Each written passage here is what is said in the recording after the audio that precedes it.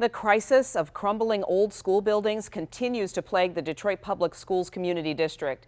The district says it needs about $500 million to repair all of its buildings. The district is banned from borrowing any money. It only has about $9 million to spend.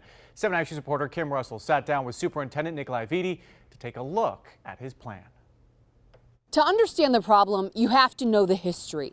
In 2016, 7 Action News exposed how state-appointed emergency managers had neglected the district, allowed buildings to fall into disrepair, and children were left trying to learn in mold-filled, rodent-infested buildings. Now we have been under local control, with Superintendent Nikolai Vitti leading the district for 2 years. And he says you need to know about the challenges the district is facing for the sake of kids. Under local control, enrollment has increased by thousands and students are making progress. No one can look at our district right now and not say we have positive momentum. But too many schools are crumbling. One example, Palmer Park Academy. Last year, the superintendent moved students there to another building because the roof was leaking. That's been fixed, but this inspection report shows other problems that will cost $25 million to fix. District-wide, a report found a staggering $500 million in repairs need to be done. We have a set of schools that are in absolute deplorable conditions, and unlike anything else in the country. Superintendent Vitti says lawmakers need to address two things. One,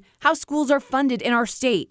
The district's funding is tied to property tax values. That has to be addressed, because if it's not, you're essentially saying that children in certain zip codes are going to have an education that's linked to less funding than children in other zip codes. Plus, lawmakers have banned the Detroit Public Schools Community District from borrowing.